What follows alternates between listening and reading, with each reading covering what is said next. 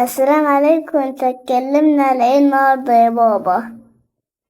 النهاردة يا أستاذ ياسين هتكلم زي ما وعدت مشاهدين قبل كده إن إحنا هنتكلم عن الآثار بتاعتنا في الخارج. كنت قلت في الفيديو اللي هو بتاع أكبر تاجر آثار وإزاي كان بيتاجر في الآثار، إن أنا هتكلم في سلسلة فيديوهات أو كام فيديو على آثارنا في الخارج، لأنها بصراحة كتير أوي يعني.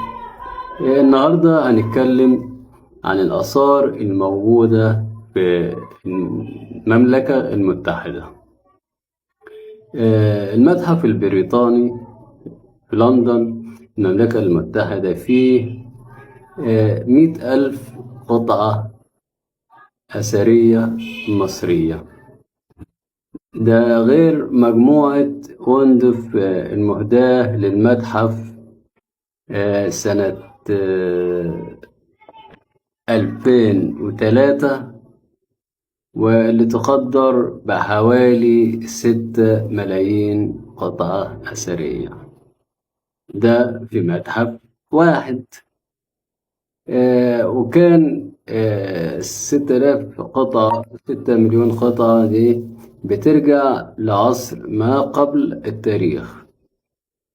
أما في متحف بتري للآثار المصرية في المملكة المتحدة برضو، فده فيه 80,000 قطعة أثرية. أما متحف الأشموليان في إكسفورد في المملكة المتحدة، فده كمان فيه 40,000 قطعة أثرية. احسب معايا كده علشان بصراحة الحسبة كبيرة وأنا مش شاطر قوي في الحساب. متحف في تزوليم كامبردج المملكة المتحدة، ده فيه 16,000 قطعة أثرية. متحف مانشستر المملكة المتحدة حوالي 16,000 قطعة أثرية. ما تتوهش مني واحسب، علشان معلش لا مؤاخذة احنا بنحسب علشان نعرف أثرنا كام برا. ده العدد الموجود في المملكة المتحدة. بس حسبت، قول لي العدد طلع معاك كام؟ هوفر عليك أنا الحسبة. لو حسبتهم هيطلعوا 280,000 قطعة أثرية. ده بخلاف 6 مليون قطعة أثرية اللي هي بترجع إلى عصر ما قبل التاريخ في مصر. ده أثرنا في بلد واحد، دي أثرنا في المملكة المتحدة. هنشوف مع بعض أثرنا في باقي العالم بتطلع كام.